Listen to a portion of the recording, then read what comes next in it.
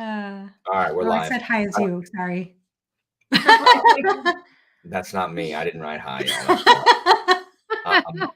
That's Guys, a it's very always emphatic. late. I literally don't understand how people who are part of my live streams, like repeatedly, always ask, like, did Alan forget? No, I didn't forget. I just make it late, like on purpose, guys. It's by design. I refuse to start one on time. This gives people the late people time to roll up in here, and I don't log on early. I actually logged on to this one early, but I normally don't. I normally get here like 5 minutes before we go live. I was so early, and I know. I'm normally the late one to my own live streams. It's really bad. I was sitting there. I saw you backstage like 10 minutes before I actually like went in here. So you were on way early. Yeah, I really was. I was waiting till the last second trying to review my notes on this book because it's been so long since I've read it. So well, I have no notes, so we're just winging it. I always start it late because I talk to the people backstage before starting. So I don't know why everybody's so surprised when it's like, did Alan forget? No, he didn't forget. No, in fact, I'm making fun of you like looking at your comments while I'm backstage. Man, like, did Alan forget? No, I didn't forget. I'm here. So anyway, welcome to the Library of Alexandria, which is my channel name. I'm here with Johanna and Laura. Laura has just recently read Augustus. Back in, where'd you read it? June, July, August? Sometime over the last few months. Whatever. She read it over the last thing. Yeah. Johanna read it last year. I also read it last year, but I actually I read it again. I listened to it again over the summer. So I like the audiobook for this one. He does a good job. I couldn't do it via audio. I tried and I failed. I just it's a lot of information, so I don't blame you. I feel like if you're good with that time period and you already know the characters, it's kind of like any book, right? If you go into it already having read one of the books or something, you can pick up more easily as opposed to a fantasy thing where you have a million new names. Completely agree. So we're here to talk about Augustus, and because, well, anyway, Johanna, do you have any experience with Augustus prior to this book? No. Well, I don't know. Not that I remember. If I had, it's been a long time. I probably have, like through operas and stories that tell about. Yeah, but I don't remember. You didn't have a working knowledge of Augustus. No, I mean, before reading it. I was not the best student in high school, which was the last time I learned about this period in high school. I find that so strange. And like you say all these things about your past, and I'm like, this is not the Johanna of booktube. It always clashes with everybody's perception of me. I wasn't a great student either. I was a Ravenclaw student. Yeah.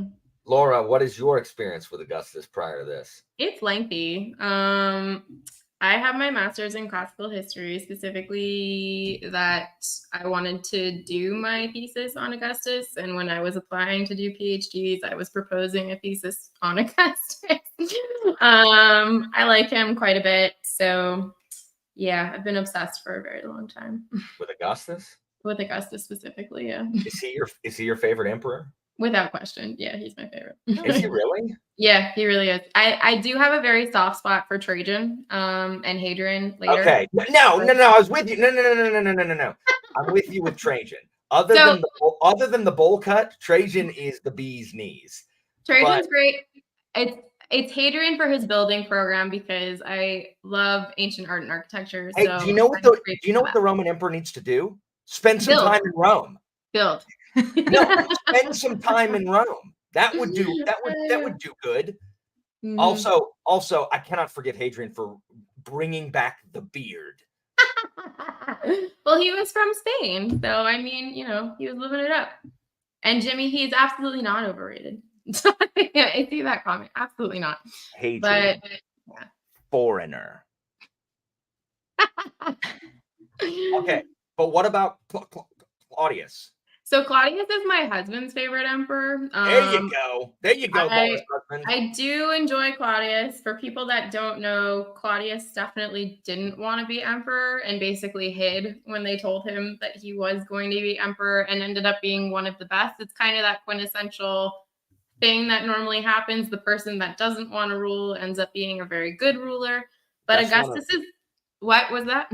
Sorry, that's one of KJ Parker's maxims in all of his books, is the only person fit to rule is the person who doesn't want to rule. Exactly. And for those that don't know, Claudius was literally pulling the sitcom, standing behind the curtain with like the feet sticking out, and the Praetorian Guard found him. Yeah, he definitely did not want the job at all. But Augustus's succession was highly complicated because everyone kept dying that he wanted to take over. So we talked. And this is a timely discussion because I'm literally teaching Augustus, not the book, but the Emperor, to my advanced kids, because I do the monarchy in Latin 1, and I do early Republic and first century BC in Latin 2, and then I do the emperors in the advanced class.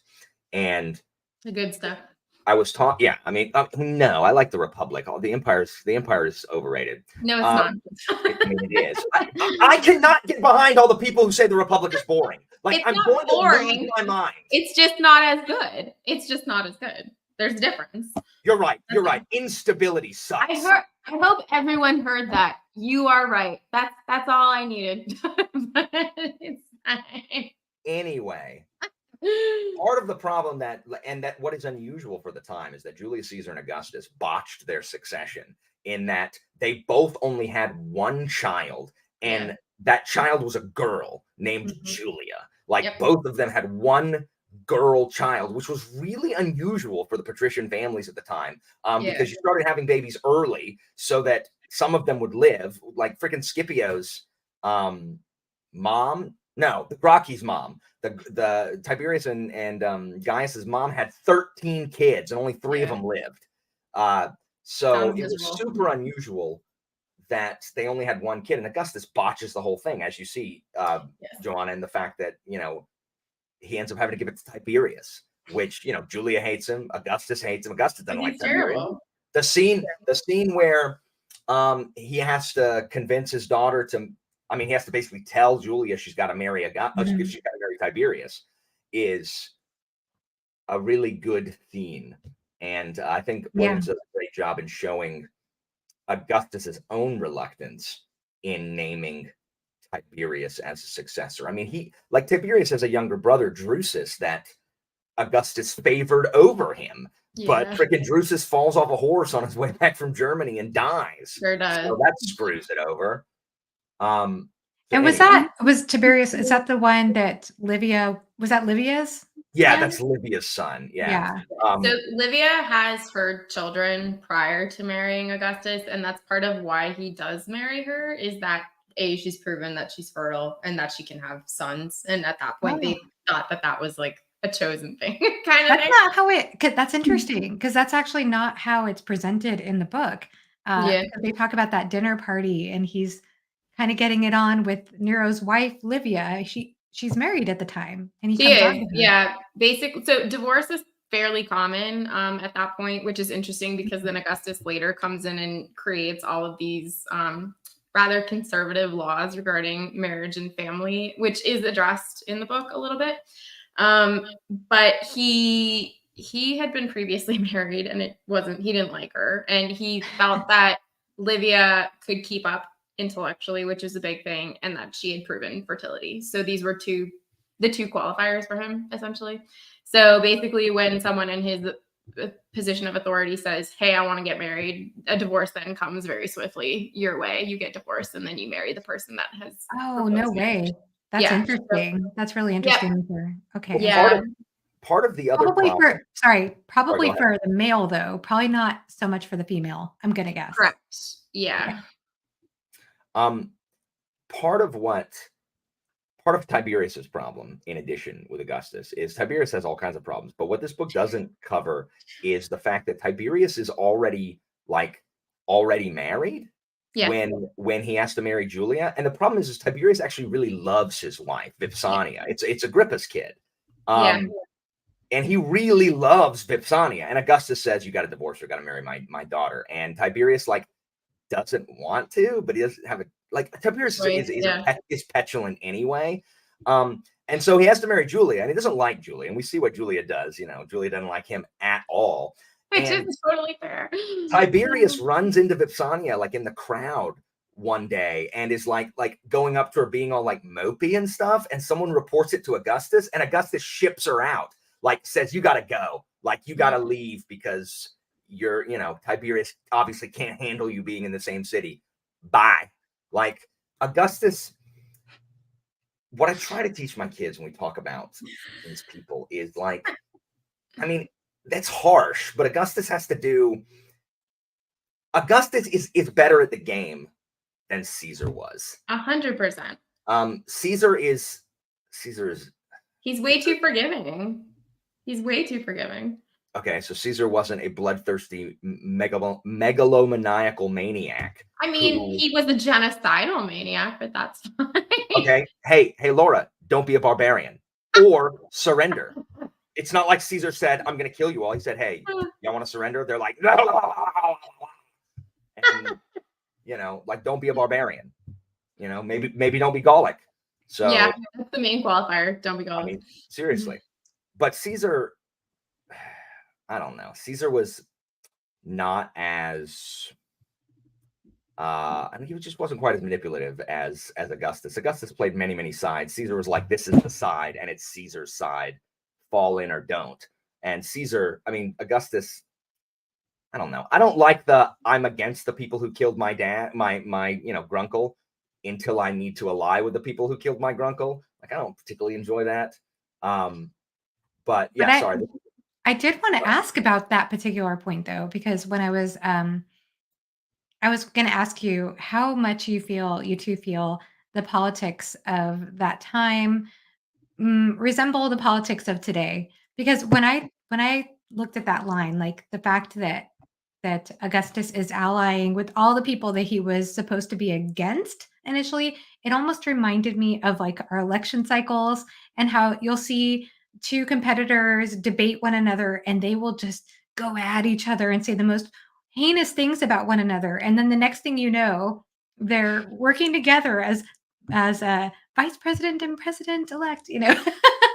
And so Roman suddenly they're on the politics, same side after they, after that war is I fought. mean, Roman politics at the time, I mean, they had like political factions like the Populist Party and the Optimate Party, but it's not nearly as like identity politics as ours are. So people who were like diametrically opposed on one issue come together on another issue, and you see this. We saw this, Anitha. We saw this in the Cicero trilogy that we read at the beginning of the year, where yeah, exactly. Anitha's saying it right there. So that happened a lot. Now there were diehards on either side, like Cato the Younger was a diehard. I mean, yes, he was. Like, he did not give two craps about the Populist Party, like, and it just wasn't going to happen.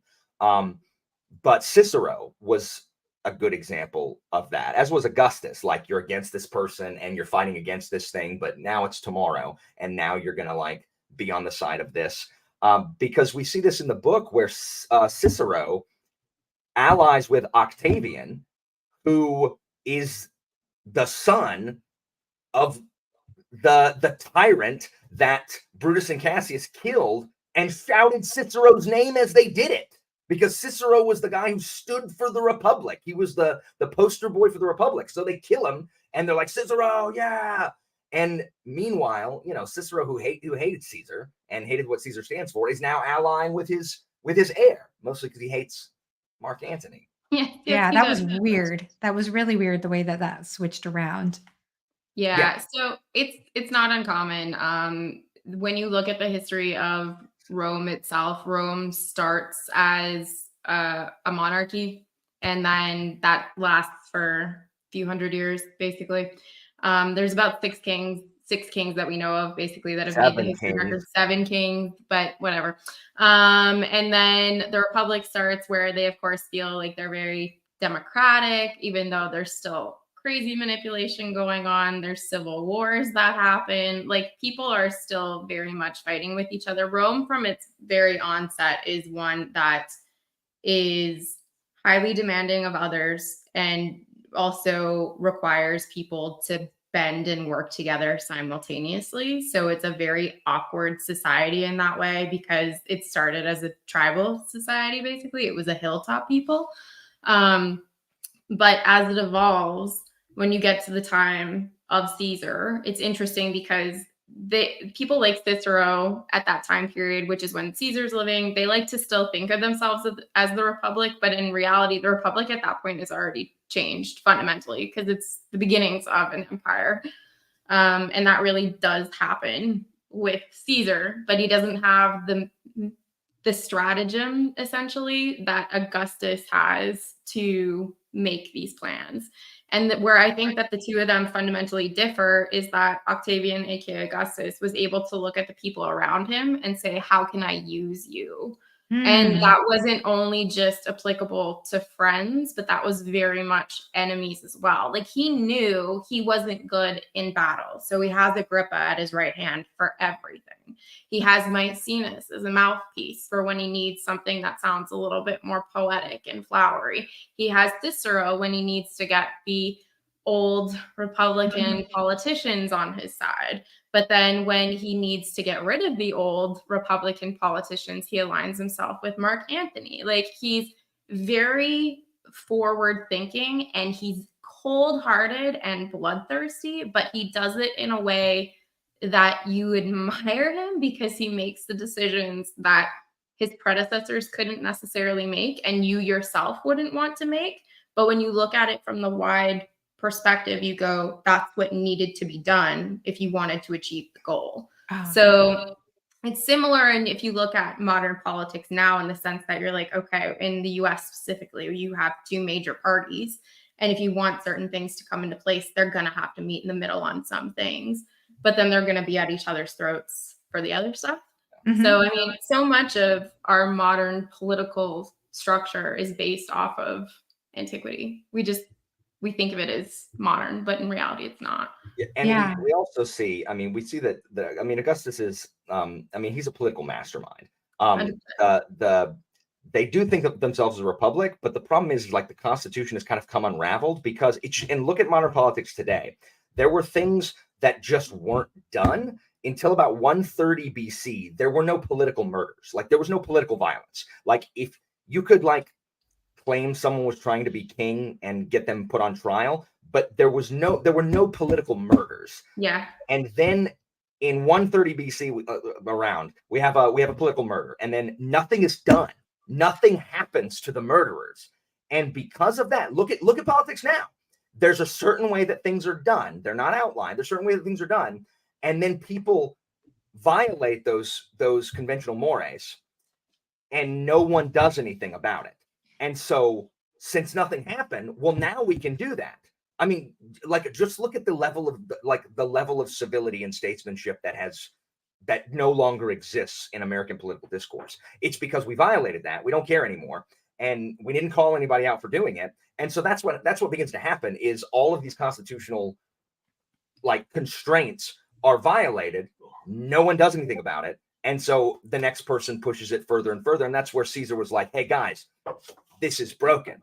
But what a lot of people is like, Caesar wasn't against the government, just like Cato wasn't against fixing it. The conservatives just believed that people were corrupt. We needed to purge the corruption from the system. Yeah. Caesar believed that the system itself lends itself to that corruption, so it needed to be broken down and repatched. Yeah. And so we have both these parties that are working for kind of the same ends. They just have different ways of going about it. And that's really what Augustus does. He threads that needle and remakes it enough. He keeps enough of the old system to where the old guard and the conservative and the Republicans and the people who crave stability aren't getting this radical change, while fixing the systemic issues that kind of breed that corruption by being the first citizen, the overseer. kind of thing. I mean, it's a king. Like, I mean, he's a king, Yes. but you can't use that. You can't use that terminology because the Romans hate the king. They don't And like so, kings.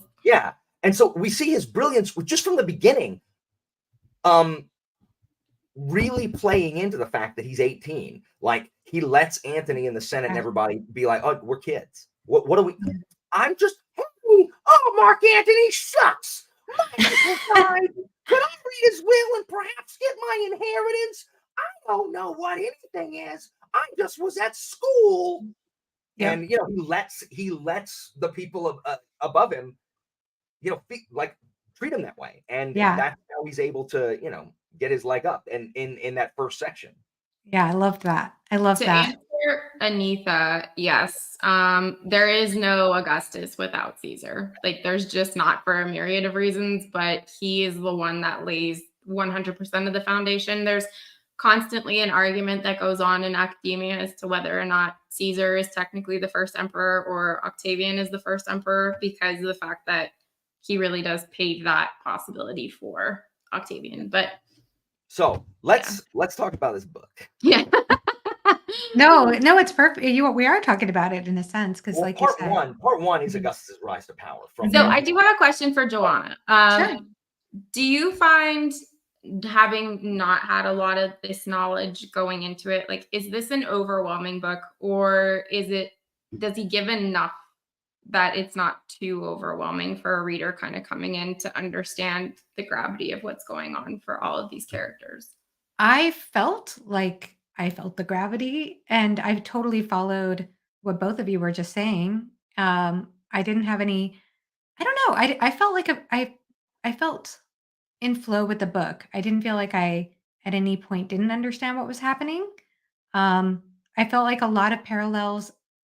there are a lot of parallels in this book to today's political climate. Like, the more I look at it, especially about what Alan was saying about law enforcement. And what's interesting is that it seemed to me like Augustus, I guess maybe I should say this. At the same time, the way that I am as a reader, I'm just way more latched on to the human experience. So that was what I gravitated towards in this book. I gravitated towards the,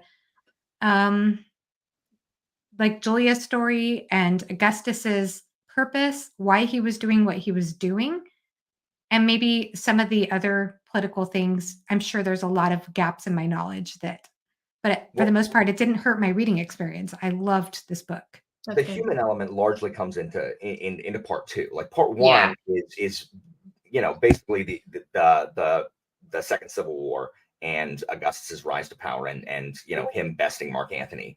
And because after that, you know, he's the princeps, he's the emperor. In all. Yeah, I mean, it might have caused me to slow down a little bit to process what was happening with that, but I followed that. Like, I followed the fact he was playing Mark Anthony, sorry. Yeah, And I followed all of that. I also appreciated there were certain letters, I think, that gave you insight into the world, insight into, for example, like outlining what Mark Antony's mistakes were, that you don't march into Rome with your with your soldiers, like nobody does that, and the mistakes he made with slaughtering men. And there were just various things like that I took note of. Like, okay, so I feel like there was a fair amount of world building to kind of get you situated into what politics were like at the time, what was going on. And, you know, I know that you talked about this at length in your review, Alan, about the role of poets and philosophers, and I got quite a bit of that as well. So that's why Maecenas is one of my favorite authors of the letters in here, because Maecenas doesn't get a whole lot of historical play. I mean, the main thing is he's the propaganda minister and the patron of the arts, and almost more interestingly, refused senatorial rank, which for a Roman man, like, to refuse senatorial is a huge deal. Like, for Roman men, like, politics was the pinnacle, and Maecenas is like, no, like, I'm not about that life. Like, you know, he's just content to hang out with his friend and sponsor people like Virgil and freaking Horace. So I really liked getting more of Maecenas' point of view in here. I like that Maecenas is tired of people asking him, hey, what was it like to grow up with a great man? You know, what was it like? Oh, what was he like? Like, he's tired of telling that story. Because, you know, we have that frame narrative where Maecenas is old when he's writing all these letters. It always flashes forward when he's because he's talking to Livy, which is that's right. Yes. Yeah, he's talking to the historian who he started writing, you know, in the like at the turn of the flip over to BC. So he's writing with the benefit of hindsight, and so I like his perspective looking back on their rise and the things he noted about Augustus as a boy and how he was just different, and then like a switch flipped when he found out that Caesar was dead, and you know, like the like just like you're talking about, Johanna, the human element, like the loneliness that Augustus must feel is so profound in this. Like, it is, like, it's palpable. Williams does just such a brilliant job in conveying how isolating Augustus's job is. And it's Maecenas. Maecenas is the one that says, no, you can't even trust us now. Like, we're your best friends, and you can't even trust us. Sorry, really quickly. Yeah, YouTube do not has trust even changed us. how ads have done. So if you guys get like an ad in the middle of the stream, YouTube has changed crap, and I haven't really figured it out yet, so I apologize. I don't know if you guys have seen it. I've had it if I refreshed, or like if I come back to a live, it'll give me an ad beforehand. That's weird. Anyway, I think one of the most brilliant things about this book is how we're getting this picture of Augustus through all these different letters, all these different people around him, whether they're his friends or his enemies. And we're getting we're getting various perspectives of him, and we might be painting a holistic picture of who we think he is and all the things that are happening. And then at the end, when we get that final letter from him, we're suddenly recontextualizing our whole entire, at least for me, it was like recontextualizing my whole entire image of him from events that even happened in that beginning scene after finding out that his uncle has been killed. And such a brilliant choice by Williams to do that, like Matt saying, leave Augustus for the end. So yes. good. Yes. I thought that was a brilliant choice, because we do see, like what you were saying about how alone he felt. He does make statements about that, how alone man is. And some very cynical statements at the end, I must say, like about, you know, God's being accidents, I think was one of the lines. Or God's being indifferent, and about his own indifference too. Indifference comes up quite a bit in this book, and it's really interesting because this book is so much about power. So as you said, in the first part, it's about his rise to power from when he's very young. And then when we go into the second part, we're getting more, I think that's when we get introduced to Julia's letters, or is that only in the third part? No, I think it's vaguely in part 2. Yeah, we start to see his family become a part of this, and also the challenges of weighing out his political power with wanting to keep some kind of private life, and how impossible that is, or how difficult that is to keep his family life separate from the public, and to keep his relationship with his daughter separate from his relationship with Rome. How impossible that is in the end. Like, the stakes go so high with that. And then in the end, just coming to this pinnacle of seeing where he's coming from and understanding his perspective is really interesting, because you see that he did gravitate towards power out of instinct, is the way he described it. But at the same time, there was a type of indifference to power. Maybe that's the difference between him and Caesar as well. I'm not sure.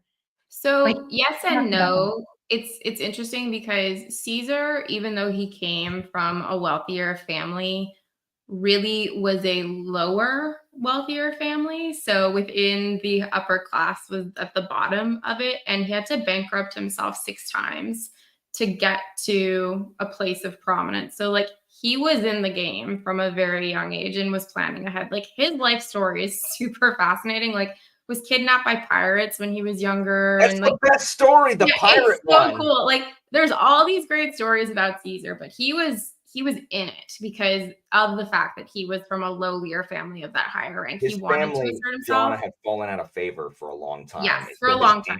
his aunt married like the prominent, like commoner general, like Marius, and he had tons of cash. Yeah, So that kind of helped that his helped. family rise. But yeah, he came from he grew up in the suburbia. He grew up in the ghetto. Like Yeah, Caesar grew which up is in the ghetto. He why, a butcher shop in a whorehouse. yeah, the people really liked Caesar because when he presented himself as the everyman, it's because in many ways he was the everyman. But when you think of the saying "heavy is the head that wears the crown," that's really Augustus, because I've talked about this in passing with Johanna, but when we look at this book could have been about the battles that Octavian fought and the great feats that he had in his lifetime, but instead it became a character-driven story, which is so interesting because, like you said, you learn about this character without hearing their voice until the very end of it. So you have this preconceived idea of what it is that they are, and then you hear their monologue and you go, oh wait, have I pictured you correctly? And the depth of what it was he had to do. Like Octavian came into a situation where he didn't know if he was on a list to be assassinated based on the fact that his uncle had just been murdered. He didn't know if anyone in his family was safe. Maecenas says it brilliantly in the book. You can't trust anybody around you. You go from having a very stable life to nothing being certain. You have the responsibility of all the people. You have 600 years of tradition and history that you have to maintain to appease a certain group of people. And then you have to carve out a future. And the rules that he creates to appease and maintain that history completely conflict with his daughter because she goes out of her way to break those conventions and those rules. And it puts him in a position of having to choose family or country, basically. And when you think of all of the little decisions, it adds up to, I don't know how one person did it. And like I was saying earlier, he was smart that he had people in place for him to help him do certain things, but those decisions at the end of the day were his. So it's just wild to me that you get a story where you learn all about this person and you don't hear them until the end, but you still fundamentally feel like you know them and you still empathize with this person, that you can say, you do terrible things, but I know why it is you're doing them. Like it takes a brilliant author to convey that kind of feeling and emotion, I feel like. So yeah, Williams is just I want to sorry, go ahead. Well, I was Go just going to say, go back to the indifference piece because it's interesting to read that last letter because he seems to take a stand as though he has a detachment about all of these things, but part of me doesn't believe him. Like, yeah, you know, like so what you were saying, Alan, about the loneliness that's actually there under the surface, and maybe it's like a denial to himself. And we are getting this letter way in the future, like at the end of his life. So it makes me wonder: is he being authentic? It's almost like his letter is putting into question the authenticity or accuracy of previous letters, the others. previous perspectives. But at the same time, you have to question the authenticity in his own letter. So historically, Augustus seemed to, I keep going back and forth between Octavian and Augustus. I hope everyone knows that that is the same person. But he changed completely when Agrippa died. Like completely shut down and became a shell of himself because Agrippa was the one person that he felt he could trust. And when that is your person, who literally your person, and then also the person that has led you to every victory that you've had, to not have them there anymore, it's fear and it's loneliness. That loneliness is so engrossing for him. And all of the historical context and texts that we have around that time period say that he just was not himself after Agrippa's passing. And Agrippa himself is a special case because one, Augustus is off having the nervous poops while Agrippa's out fighting. Augustus is in his tent with literally a bowel problem. Every time there's a fight, it's like, I'm anxious. Like he had some kind of nervous, like he just had bad anxiety.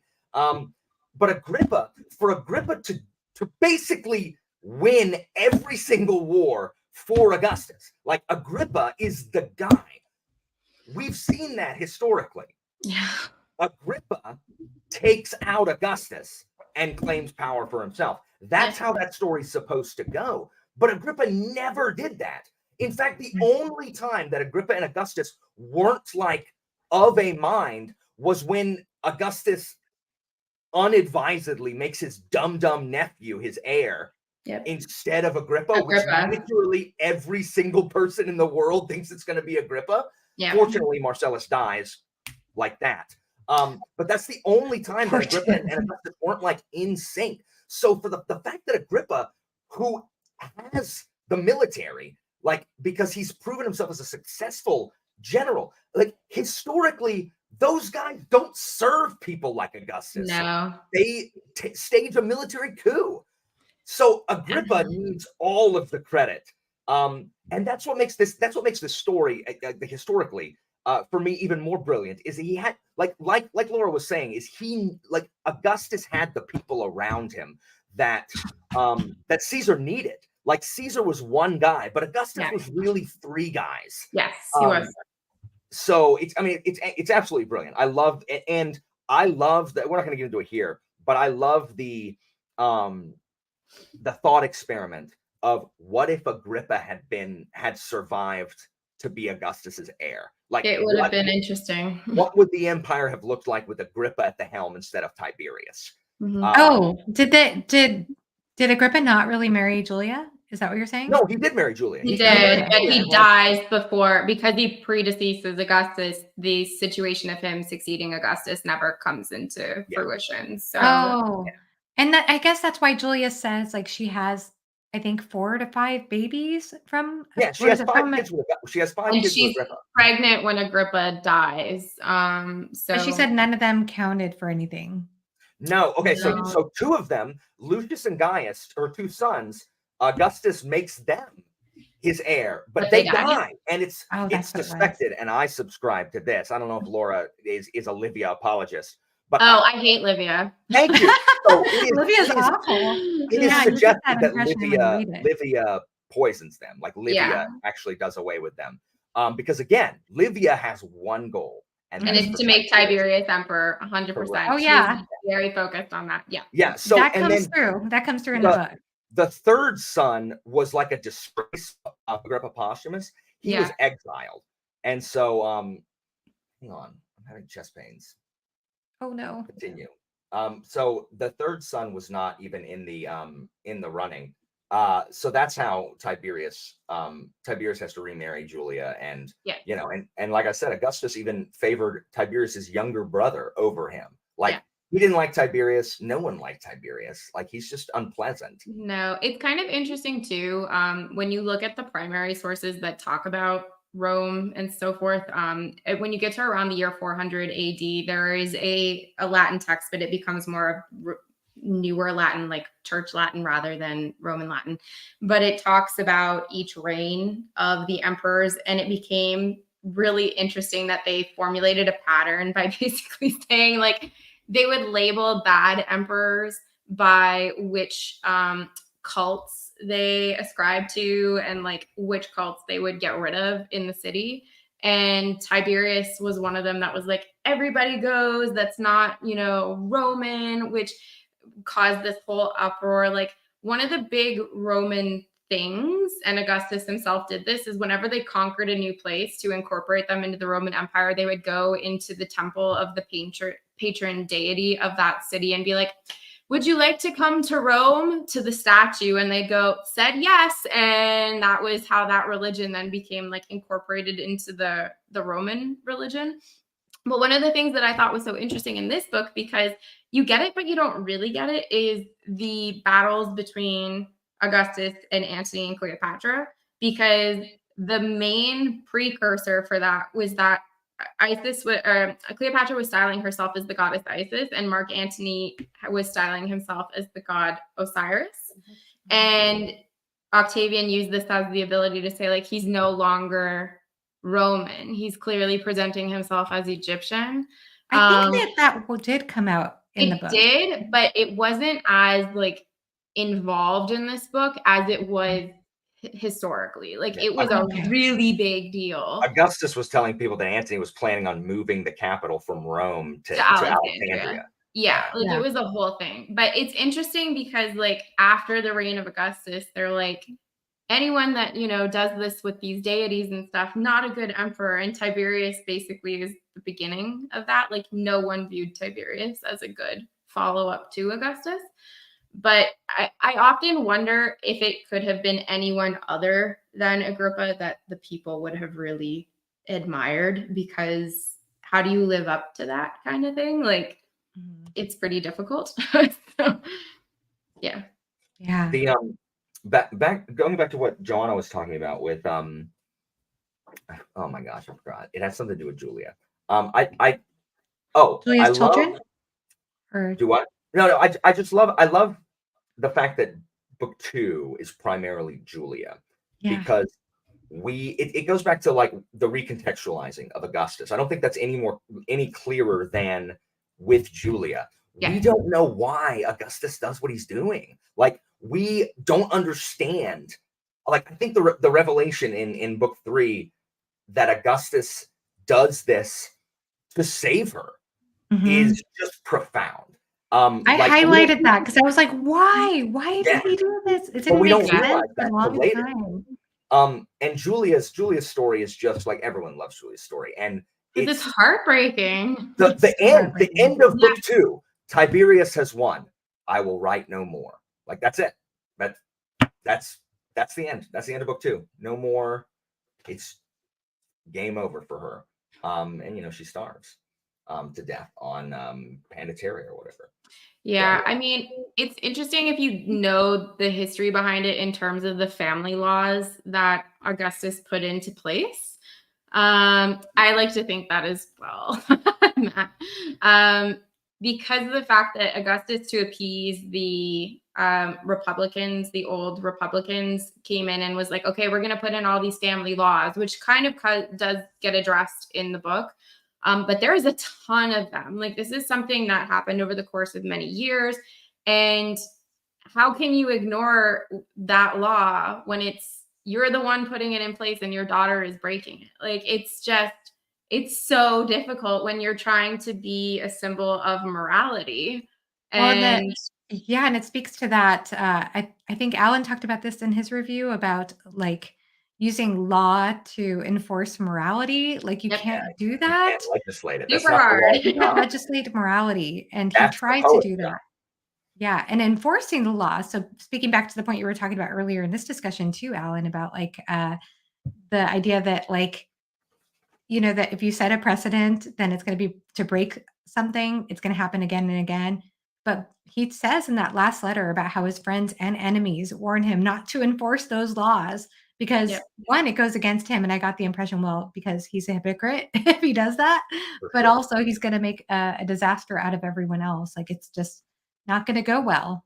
But really put Julia at the heart of that mess. But I mean, Augustus said in that, I got to give him what we have to have a bar to shoot for. Like we have to be going for something. Like we can't just like I realize that this is hypocritical and is going to cause a lot of problems, but we have to have some kind of goal. He says something like the laws were meant to be followed but not obeyed, something like that. Some kind of language like that. I have the quote somewhere highlighted. Yeah.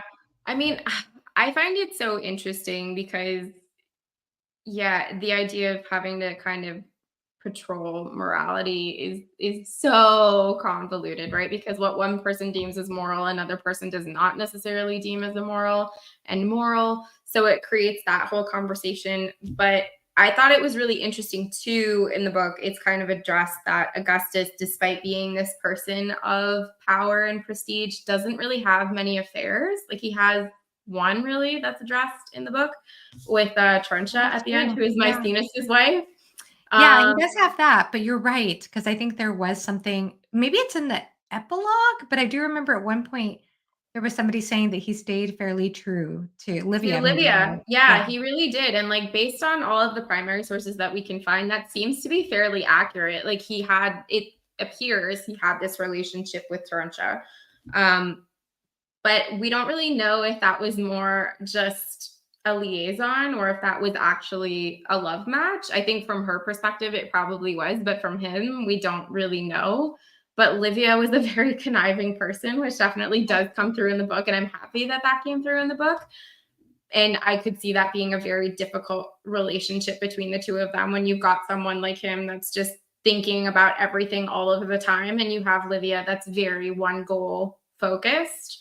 And those two things don't align with each other, which I thought was so interesting. Yeah. But yeah, Julia for me though is the star of Mm. this whole book. I absolutely Oh, loved the story totally. with Julia.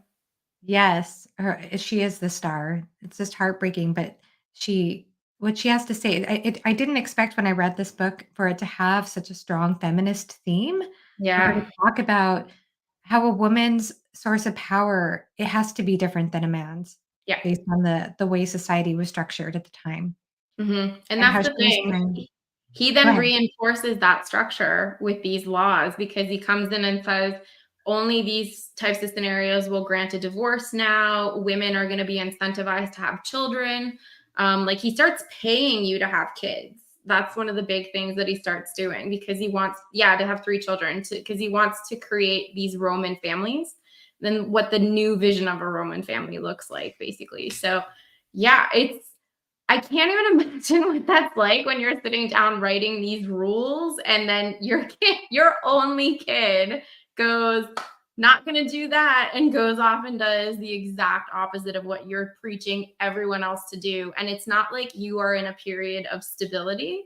You are in a period that you are in absolute chaos. Everything has been fundamentally changed in the last 20 years and you're trying to ride this as best you can. Like, what do you do? There's so much irony to that, and there's, like, so much Yeah. irony to the and also to the fact that, like, when Julia's a small child, you get the impression that he is so bonded to In her. love He's with totally her. doting on her, his little room, and Yeah. then as she gets older, he gets so swept up in the politics and into, what he's doing, obviously, Yeah. and I think that that relationship suffers as a result, and I think that she's at the mercy of Livia, it seems Oh, like, yeah. a lot of the time, Yeah. and so it seems like she's, a lot of her rebellion is coming from that lack of agency in her own life, and also that I think probably some trauma or some not trauma is not the right word exactly, but some pain from not being with her father anymore, or not having that close relationship anymore. Mhm. And he might Also, even have done that purposefully because he's trying to be a leader, and being a leader and having a private life, having a personal life with his family is a conflict in and of itself. So there's so He many also interesting Yeah. ways to twist this around and look at it. also going back to what Laura was talking about his personality change, Julia was also in her 20s when Agrippa died. Like Yeah. so, like at the height of, so Agrippa dies. He has to deal with that, and he has to, shortly after his other heirs die, so he has to deal with all this stuff. And in Julia's defense, she didn't run around on Agrippa. Like she didn't love Agrippa, No, but Yeah. she was loyal. like yeah, but she was loyal to Agrippa and she respected because Agrippa was a kind man. Like she says, like Agrippa was kind and he Yeah. was like I love Agrippa. Oh my gosh, he's the ultimate bro. Like He's I so love good. Agrippa. He's so Yeah. good. But then Tiberius is a monster. He's Like the he's worst. just incredibly cruel. And like I give He's a the product of Livia. I mean, that's exactly it. Yeah. He's the I'm so product of glad you Livia. hate Livia, Laura. Yeah, There's so so many much. things I apologize. But also, like, with Julia, she's also a widow at the age of 14, like, Yeah. really has no agency over her life whatsoever. No. So, I I feel mean, like there are that's just so part many of it. things building up to all of that. I mean, that's the thing, right? When we look back at this and we go, okay, I feel for these characters when you're reading them as characters. But if you sit back and think of the real life people, you go, okay, Octavian's dad died when he was really young. And his mom remarried. His stepdad was fine, but they didn't have a good relationship. So His he did stepdad himself was a waffler. He was exactly not like Oh, wouldn't pick a side, he like was not not a in man the of strong middle. character. No, he's the exact opposite of what Caesar is, Yeah. basically. Yeah. So you see the environment that Octavian's raised in, and it's one that he isn't really given much familial love in that way and is sent away to go to school. So he's got that background in terms of not really necessarily knowing how to emulate a father, right? When he himself becomes one. And then simultaneously is coping with Olivia, is coping with her children, and then is coping with everything else, like all of these battles and conquering. And I mean, like, it's kind of addressed in the book, but he's away for long periods of time because he's off fighting. Like, they're campaigning. It's not just that he's not there. So you as a kid are looking at this and going multiple times, this might be the last time that I see my father, because people often don't come back from multiple wars. Like, that's something that Julia is having to cope with as a young child, and then is also being Olivia. So it's just, when you look at it from the actual people, both of them are in these terrible positions to begin with. And when you put them together, you're like, how could this possibly end well? It just can't. So it's so heartbreaking from real life and in the story, both of it. Like, it's terrible. You know feel what I so think bad. is you know what I think it's also amazing with John Williams's writing is how, at least for me, and you could tell me what you all think and if you agree, but I got the impression with some of the exchanges between Octavius and Julia that there was an understanding there, despite everything. There was pain, obviously, but it seemed like I don't know if I imagined it, and No, I maybe I think need to you're reread right. it. But I I felt think like there there was is. an understanding I of think everything. part of it is that he expects her to play a role the way that he had to play a role. So Mhm. he didn't, from everything I've ever read, he was not expecting to be named Caesar's heir. He thought Antony would be named Caesar's heir. So when he realizes that this is now the change up that's happened, his life completely and fundamentally changes. And he knows that his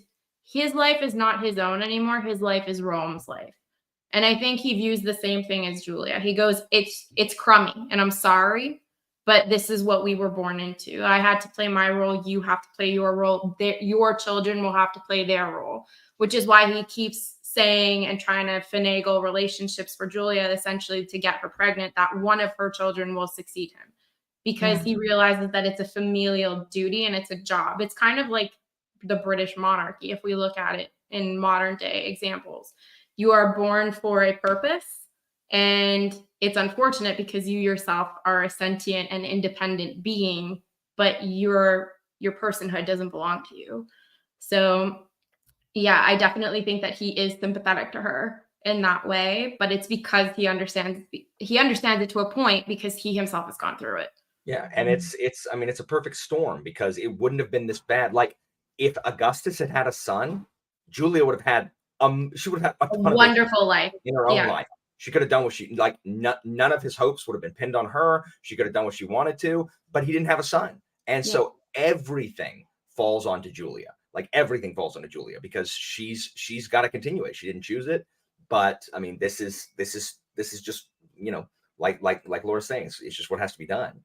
And that's unfortunate for Julia. But I mean, they're not just a patrician family. Like, No. this is the job, and like, I mean, Augustus didn't pick it either. Like, No. this was thrust on him by Caesar. Caesar sets this in motion for, but what Augustus is able to, it's it's so brilliant that Williams humanizes all of these people, because what Yeah. Augustus was able to pull off was an incredibly stable system of government that could have been stable for much, much longer if it had not been mismanaged by people who didn't deserve to be there. 100%. Yep. Mhm. Germanicus could have been, he was the second hope to, like, right the wrongs, put it back on the path it should have been, Yeah. but he dies. He Like, dies. Everyone dies. everyone we needed in charge freaking died. And we It's end kind up of with, unheard of, honestly, when you look at any other ruler in place. Like, I think the only other time in history that I can think about it is when Victoria becomes Queen of England, because literally everyone else has died. no. And that's the same scenario for Tiberius. every person he tries to put, it's like he touches someone and then they're cursed and they predecease them. It's unreal. It's so strange how that ended up happening. And it's also, and again, that goes back to just the profound loneliness. Is Augustus was not a hale and hearty child. Like, he was sickly. Yeah, that's right. That's why his mom is such a helicopter mom. He had heat stroke hanging out with Caesar at the games. Yeah. And Oh, I yet, love that you explained that, by the way, about her being a helicopter mom, because I do remember the letters at the beginning telling him, "Stay away from this. You don't want yeah, any part of it." but Yeah. Augustus, and he gets incredibly ill, like so sick that everyone thinks he's going to die. Yeah. And yet he lives longer than every other person around him. Like, it's ridiculous. And you know that he doesn't even understand how. He's like, how is it possible that everyone has died before me? Yeah. He thought he would die quite young. That was his thought, which is why the succession was so fundamentally important, because in his mind, he could go at any given second. And I mean, realistically, someone who's that sickly had no reason to live as long as he did. And then you have Agrippa, who's hale and hearty and dies of disease just randomly. Yep. Dead. Oh, got a fever, dead. Yeah. Gets a cold basically and is like, all right, I'm out. Absolute madness. Yeah, it's wild. It's absolutely wild. So, but I mean, it's just, Williams is so good, like, because there's a lot of Roman historical fiction. Most of it's not very good. Much of it isn't, and I don't really know why, because there's a lot of good historical fiction. It's just that a lot of it isn't the Roman stuff. Because I think part of it, and this is what we were saying, is that Williams is focused on a character-driven story, whereas a lot of the other historical fiction focuses on battles and like big things.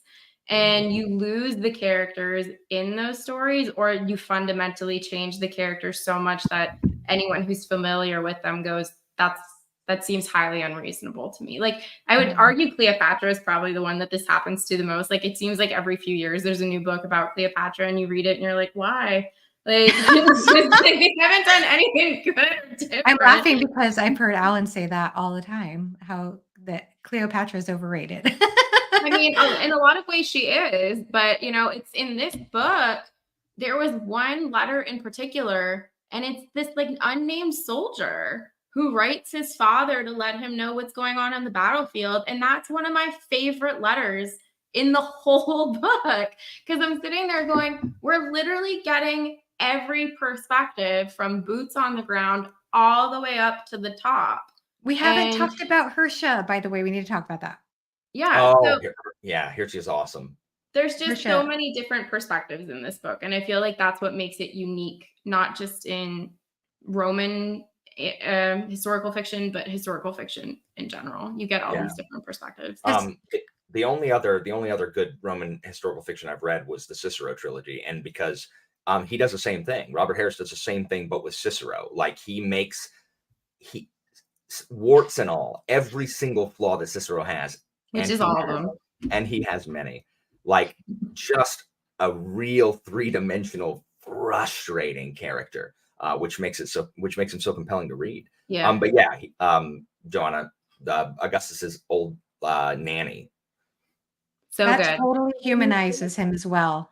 That whole entire passage. I'm trying to remember the details of it. I just remember, I guess her mother was a slave to Augustus's mother or parents, and she basically ended up nursing or taking care of Augustus, calling him. Let's see, I wrote it here, like Tavius. Yeah, my Tavius.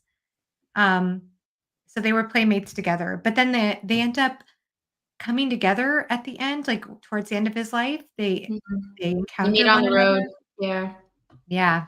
And he remembers her, and she's so surprised, like she's so humbled by that. But he also tells her something that's really tragic about how he almost feels like she's in a better spot than he is. I can't remember exactly what that line was now. I have to look it up. Well, yeah, basically she says she wishes he had a good life, basically. And he implies that it's been one of gross hardship which Yeah. yeah, I mean, the whole thing humanizes him so much. And I mean, I think that's kind of where you're getting to the crux of the Julia stuff too. So you're realizing that it's not just hard from Julia's perspective, but it's also been hard from his perspective, And which is, he's happy that she had only sons. She didn't have a daughter. yeah. Oh, that's right. Yeah. Yeah. We don't understand the context for that because it's the first letter in book 2. That's Yeah. right. Is We him don't have the meeting. context yet. That's We don't right. get the context until Augustus's Much letters later. 3, where he's like, where we understand why he says the stuff Yeah. that he does. Yeah, So- there's I did find, at least in my notes, the quote was, "I am content to go where the gods call me," I said. He nodded, and a somberness came to his face. He said with a bitterness I could not understand, "Then you are more fortunate than I, my sister." And he calls her my sister too. I think that that was maybe something as well. yeah, then Yeah. we don't realize that he's literally on his way to exile his daughter. Like that is where Yeah. he is going Right. when he runs Thank into you. her. Yeah. He's going to do the thing that he doesn't want to do, but he has to save her life. Um, how was William so brilliant? Like, how is this I man so brilliant? know. That's So the thing. Like, good. I got emotional reading this book, and I am not an emotional reader at all. And this was just beautifully done. I It mean, is it's one so beautifully thing. done. Yeah, it's one thing when you're getting the letters with his friends and everything else. Like, I loved the letters from Agrippa just because I'm a hardcore Agrippa stan. Like, And they're so basic. they Agrippa are, writes and that's straightforward. quintessentially him. Like, that's so him. And that's the thing with this book, that like Augustus historically is portrayed as being very cold. And that's not to say that he wasn't, because he had to be, as we see in this book. But this is one of the few instances where you can take someone that has been, for the last 2,000 years, been portrayed as a cold and unfeeling person and show them to be a very feeling person, but they are locked into their circumstances. And I just thought it was so, so beautifully done. And I loved the interaction with the nanny as well. Like, most of his interactions with female characters in this book are really well done. But Yeah. really, it's so good. But, you know, and So it's good. interesting what you were saying, being locked, the way that you phrased that, being locked into the situation he's in. I think that Yeah. was so well said, because I think Julia is having that same situation too, again, with her first letter. I found in my notes the first letter. I was just so moved by it, because she says, "I am Julia, daughter of Octavius Caesar." And she writes on, I'm just going to skip ahead. She says, "I would not explain myself to the world, and I would not have the world understand me. I have become indifferent to us both. For however long I live in this body, which has served with much care and art for so many years, that part of my life which matters is over." So Yeah. it's just like that same exact sentiment, Yeah. I think. I It's mean, they both seem to have like the same kind of sentiment at the end of their lives, or towards, the end of their letters anyway. yeah. I mean, it's interesting because it gets very gendered, right? Like, each person is being used in a very specific way. Octavian's being used as the pawn to rule Rome, and Octavia is being used as a uterus to provide the next ruler for Rome. Julia, And that thing about like being past that part of her life, when I read that, I was like, she's done having children. Like, that for me was what came to me immediately. And I was like, I can't even imagine what that was like. Like, my journey to motherhood was such an intimate and personal thing that I can't imagine basically essentially being just given to people on behalf of my father to provide babies. Like, that to me, just, you sit back and you go like, how heartbreaking is this? Like, when you learn she's a widow at 14, like, mhm. she's had children, it's like 5 this of is them.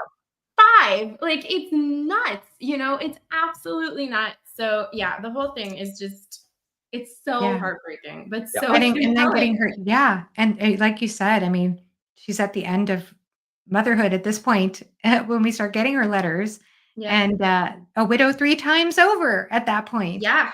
It's Yeah. And extraordinary.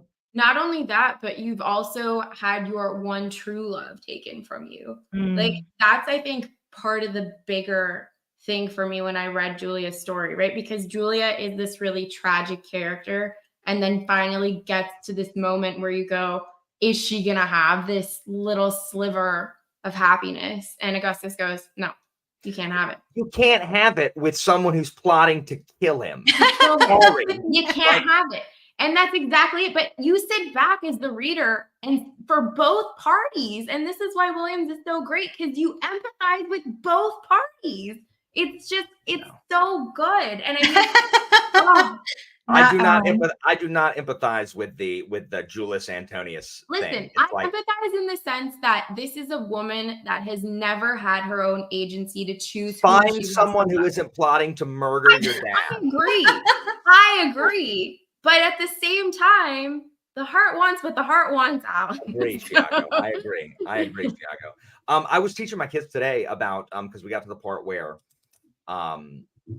Augustus convinces his he has Antony marry Octavia after Fulvia dies. And I was talking to them about the part in this book where like he needs Octavia to marry someone after Antony's gone, and she's like, look, like I did my part as a Roman, and she did her duty that the family owes.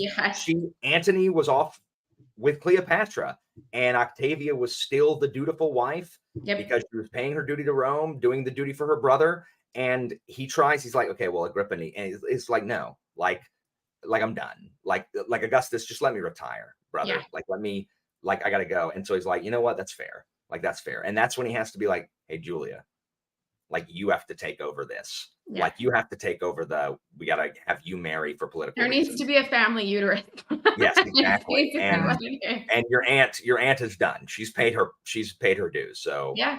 I mean, Octavia was often and still is referred to as like the ideal woman because she did exactly what she was told. She raised Antony and Cleopatra's children and loved them. Like, she was the quintessential Roman woman. And basically Augustus assumed that his daughter would be the same, and she just wasn't.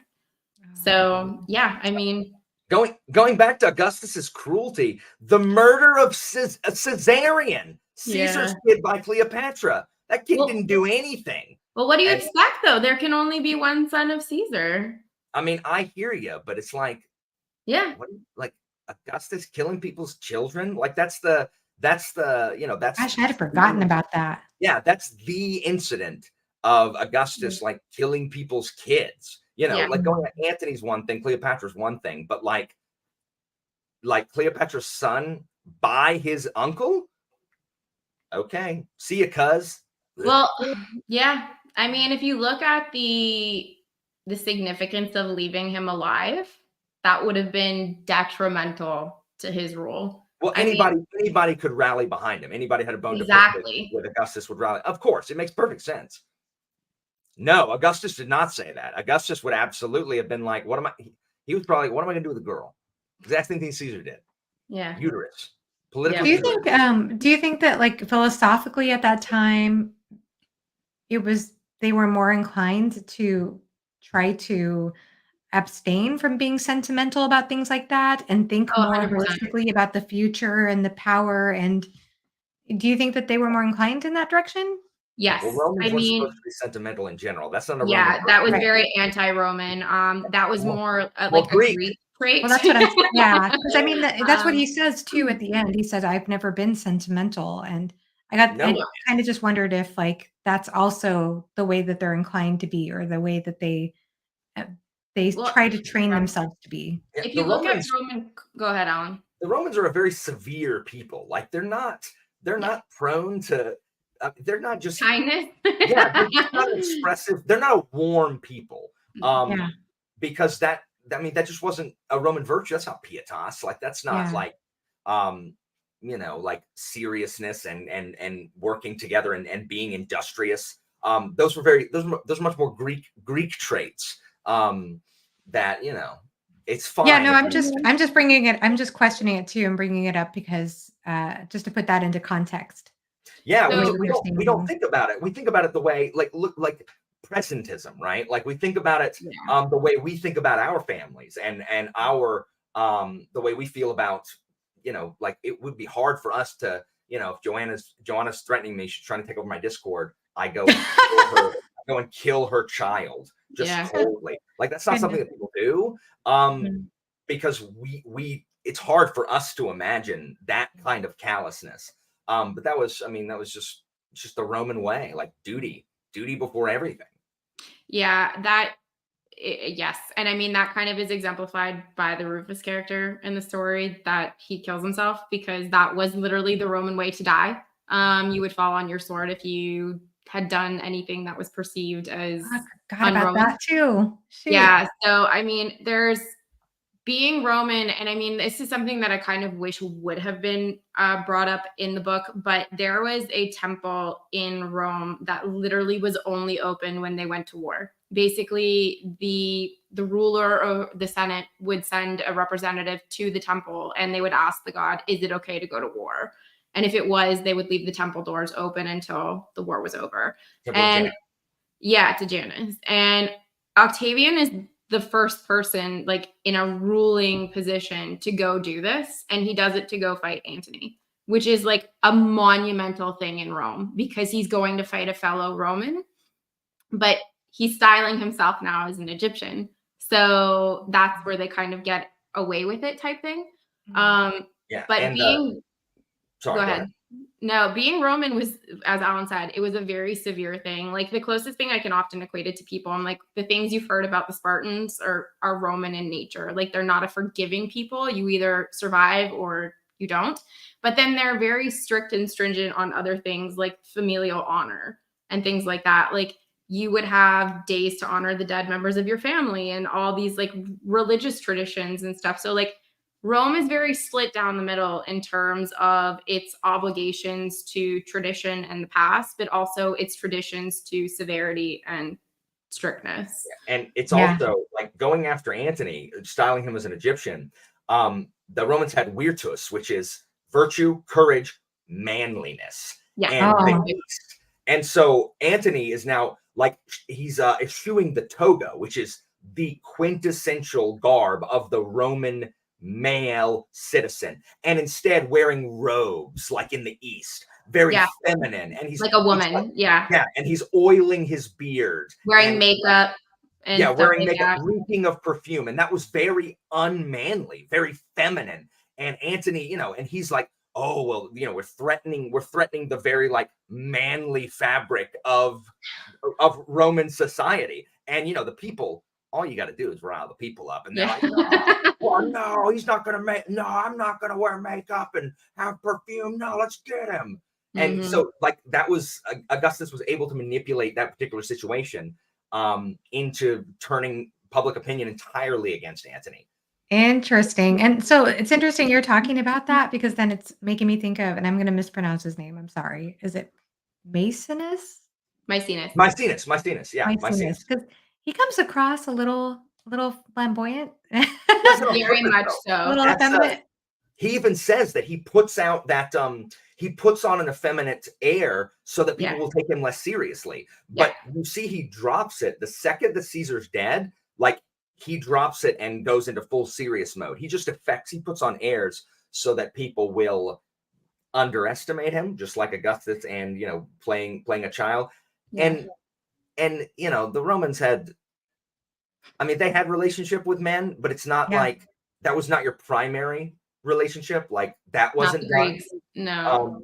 So Antony is not, he's over there having a relationship with a woman, but she's an Eastern woman, and he's wearing a dress and makeup. And he's presenting himself as an Egyptian god, which was like the other big thing because Isis and Osiris are married Egyptian deities, and they were presenting themselves as the reincarnated version. So yeah, we see that in the Warlord Chronicles, Johanna, with Guinevere and Lancelot. That's right. That's right. The Osiris. Yes, that's so true. Yeah. But every time I think of Osiris and Osiris, I'm always thinking of the Magic Flute by Mozart because there's a famous aria anyway. But that absolutely, And actually, I said that I think the last time you and I talked about Augustus here on your channel, Alan, is that Julia reminds me quite a bit of Guinevere Yeah. from Yeah. the Warlord Chronicles. I'll have to There are read some those. serious parallels there. Oh yeah, Yeah. you got to read the Warlord Chronicles. Because Guinevere also feels like she has a lack of agency, and a lot of what she Yes. does is. We can't give away much more because of spoilers, I but think she's slightly you less will see the sympathetic to parallels. Julia. Yeah. I feel like Guinevere in most retellings is less sympathetic than Julia. Oh She's yeah, not yeah. great. She's super But I have to annoying say in most though, things. like speaking to what you all were saying about the Romans, I feel like John Williams, his writing style in this, his prose just perfectly complements that time period, in my opinion. Like, I feel like, and I say this only having, well, he's really known for his 3 books, right? But having read those 3 books, having read Stoner, Augustus, and Butcher's Crossing, and I'm sure you could see this too, Alan, his writing style, there's something about it that's definitely similar. You could feel the John Williams-ness in each of the 3 books. But this particular book is different too. Like, he writes in a much more formal style. Like, I noticed he doesn't ever end a sentence with a preposition, for example. Everything is just very, very formal, and at the same time, it's very readable. It's very easy to get through. I think So Williams's prose in all 3 books changes to fit the period Mhm. he's writing about. I think the prose is much more simplistic in Butcher's Crossing than it is Stoner or here, while being no less beautiful. Like, Yeah. it's still just readable and evocative, but it's the most formal here. Mhm. Especially, I love the way he writes the poets like Horace and Ovid and Maecenas. Like, he just has a really poetic style of writing. And again, the fact that he can change his prose up depending on who's writing the letter is Yeah. just so good. Like, I was gonna say, Mind-blowing. It is I feel like mind-blowing, yes, considering how many perspectives we have too. based on what you were saying, Joanna, I feel like it does fit the time period. And Alan, you can agree or disagree with me on this. I feel that a lot of the letters match Cicero in the way that he would write to his friend. Atticus, yeah. Yes, like which is how we know most of what we know about Cicero. Like, he had a pen pal named Atticus, and they wrote all of these letters back and forth to each other. And when I started this book, I immediately was like, this is like Cicero and Atticus, which is 100% writing like someone would from that time period. Which shows how much research Williams did. Exactly. And that's the other thing in terms of like good historical fiction that we were talking about earlier. I thought John Williams was a classicist when I finished this book, because he's so well versed in all the events that happened and gets the characters down so brilliantly. Like we were saying before, how Agrippa, really basic, but that's brilliant because he would be like, he was brilliant in his own ways, but he wasn't a man of words like Maecenas or Ovid. Like, the letters that Ovid has are so good if you've read Ovid, because you're like, it sounds like Ovid. And that is such a unique gift that he gives his readers, because you could tell when listening to the audiobook anyway, and I'm sure it was similar when reading it, that if you I can tell by didn't reading read it. who the letter was addressed to, by the middle of the letter, you knew who was speaking, because the vernacular and the tonality of each letter was so similar. Yeah, So it was brilliant. I realized this right at the beginning, because Caesar gets 2 letters. And I think in the 2 letters that Caesar writes, he does a perfect job of encapsulating who Caesar was as a person in just those first 2 letters. I love the fact where it's like, oh, hey, Atia, how are you? I hope this finds you well. That very first letter. Hold on. I hope this finds you well. And then, you will observe, my dear Atia, that at the beginning of this letter, your uncle made it appear that you had a choice about the future of your son. Now Caesar must make it clear that you do not. I shall return to Rome within the month, and as you may have heard rumored, I shall return a dictator of life by decree of the Senate that has not yet been made. Therefore, you have to do this. Like, he's just being nice, and he's like, oh, by the way, it may have sounded like I was asking. I'm not. So send your kid to Rome. And then the next one also, where he's like, these freaking conservatives keep talking about preserving all of these morals that Rome was founded on. Like, except that what they don't get is we've never followed these morals. Like this golden age of the Republic they want to hold on to never existed. Like, I don't understand what's wrong with these people. Like, those 2 freaking letters are so brilliant. And he's got 2 letters. And it just encompasses Caesar so well.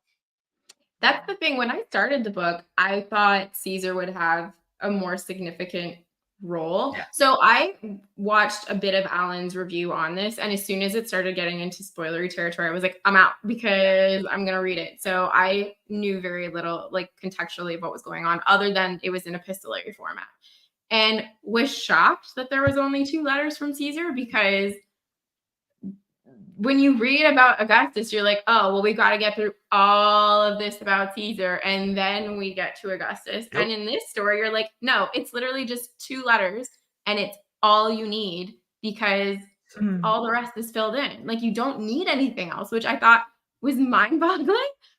So yeah, so good. So well done. That's so true. I just want to say to Matt that I definitely need to read that book then, because the ending of this book, I thought, I don't know how to explain how convincing it was. Like, it just hit so hard. It's like he drove the point home. He was relentless. I felt like John Williams was relentless with that last letter. He just drove home, like, it felt like, I keep on saying it reminds me almost like of a thesis or something, where somebody is just writing a convincing argument, but they just hammer it home. I don't know. There was something so brilliant about that ending. So yeah, So you have me interested in that book now. I know Alan's been to Rome. Johanna, have you ever been to Rome? I haven't. I am trying to plan a trip to Rome, but I don't know if it's gonna ever happen. But yeah, it's a goal. The cover of the book, if you own this copy, has a relief from the Areopagus. And the Areopagus was a temple that Octavian built, meaning the Temple of Peace. Basically, it's like his covenant of peace with Rome, because they have just defeated Egypt. Like, everything is now settled. There's no more battles to win, so on and so forth. He writes this lengthy document about everything that he's done for Rome, basically. And Williams kind of quotes it in here. It's this famous quote that's attributed to Octavian. I found Rome a city of brick. I left her a city of marble. And he goes on about, like, all his building programs and so on and so forth. Yes, I do see the yellow too, Jimmy. That was good read. That was good read. I was looking at the death of Virgil. But Buddy read. This one, for his last letter, because I know you talked a little bit about the last letter before, and like how he's questioning a lot of it. The last letter is really reminiscent of the Areopagus, because it's him having lived this long life where he's detailed all of the things that he's done. But the Areopagus is his gift to the people. So it's like boastful in a way. So it's interesting to have Williams's take on it, where it's a more remorseful take on all of the things that he's done while being ruler, comparing to what historically we were given from him, because that was what was expected, right? Like, you had building programs, like you proclaimed what you did, you wanted to leave behind a reputation. Reputation was so important. Because damnatio memoriae is a very big thing in ancient cultures, where you erase someone's reputation and history. And it's so interesting to me the way that this book ends with those letters from Octavian, seeing how Williams basically juxtapositions himself against the Areopagus and makes it a human. Like, that to me is so amazing. Wow. And just makes this book. Can we talk about how depressing it is that the last letter's from his doctor and is saying, okay, the old man's dead. Yeah. Or it's, I guess it's not, it's from Nicolaus or whatever, as he's dying. Yeah. And it's like, hey, well, Tiberius and Caligula were terrible. Claudius was fine, but everything broke. Yeah. Hopefully Nero will usher us on the path. And it's like, that's not going to happen, Nicolaus. Like, you are done, bro. It's going to be real bad. Yeah. For anyone that doesn't know, Nero liked to set people on fire and then set most of the city on fire too. He was not a good dude, not a good Goodness. ruler. But yeah, it's interesting. And I hope when people read this, it makes them interested in like going to read the history of Augustus, because while Williams does a beautiful job, I think, of articulated, I think, how much I appreciate what he's done with character work in this book. It's so fascinating to compare it to what we have in primary source material of these people, where you can make your own historical judgments on them and then read something where they've been given a voice and think, would they have done this? Would they have said this? And kind of come to your conclusions. Can we talk about how Augustus's last words were, "Did I play my part well? Then applaud as I exit." It's just like, Augustus, stop. Like, stop. Like, that's so cringy, Augustus. I agree, but it kind Did of he goes really say that? Or is that John He Williams? literally said that. Did I play my part well? Then applaud as I exit. Yeah. My goodness. Yeah. I mean, that's the thing. And I think if we look at it in terms of what we were saying in context of this, what? Are you serious? Well, I did Leslie's not know that. wife. Where did you learn that, Matt? We have that book, The Perfect Novel. Yeah, I know. We So need we to read should it. check it The out. Man Who Wrote the Perfect Novel. So there's that one. I'm sorry, Laura. I completely blanked on what I was gonna. Oh, right. The Right. perfect. Did I play my part well? This is kind of what we were talking about, right? In terms of whether or not he related to Julia in that sense, because that's how he viewed it. It was a part to play, and it was a position that he could have said no. Like, he could have allowed the murderers of Caesar to rule, but that would have gone against all Roman morals. So he really didn't have much of a say in it, and he became an actor in this grand schema of Roman politics. So yeah, Well, that last line, it reminds me of one of my favorite quotes in the book that I'm always talking about. And the quote is in that last letter, well, from Augustus's letter, that is. The young man who does not know the future sees life as a kind of epic adventure, an odyssey through strange seas and unknown islands, where he will test and prove his powers and thereby discover his immortality. The man of middle years who has lived the future that he once dreamed sees life as a tragedy, for he has learned that his power, however great, will not prevail against those forces of accident and nature to which he gives the names of gods, and has learned that he is mortal. But the man of age, if he has played his assigned role properly, must see life as a comedy. Yeah. I just think that's like one of the most brilliant quotes ever. Age 2 and Augustus is something that is so interesting. So if you are interested in statues, Roman statuary work specifically, up until the point of Augustus, when you go to a museum and you go into the antiquities room, everyone is portrayed as old, because it was a sign of reverence that you lived to be an older age and therefore deserved to be respected. And Octavian comes along and he's like, no, I'm the emperor. I'm going to look young forever. So basically, in all of his statuary, he does not age past 27. Like, there is not a singular statue. I don't have any old Augustus pictures. We have no idea what he looks like beyond age 27, which is so interesting to me, because he is obsessed with age, divinity, purpose. Like, Augustus and Caesar both kind of started working on their divinity cult while still alive, which I think is amazing. Octavian really like amps it up with having Virgil write the Aeneid.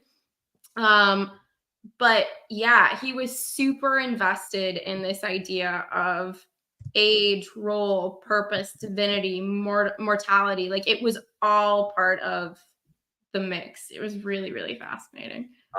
On a side note about the Aeneid, Johanna, Laura probably knows this, but Augustus' first heir was Marcellus, his nephew, Octavia's son, 18-year-old kid. With Anthony. Yeah. And that's where, that's the only like conflict that him and Agrippa had, because everyone's like, what? Like, what are you doing?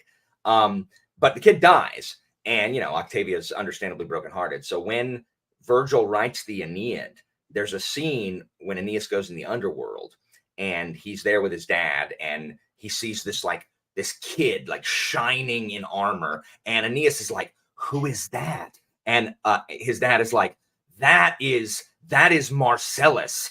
If only he had lived, no enemy would dare have raised their sword against Rome. And it, like, literally, Virgil makes him like the Chuck Norris of the Aeneid, to where like you only woke up today because young Marcellus let you live. Like, young Marcellus doesn't do push-ups; he pushes the earth down.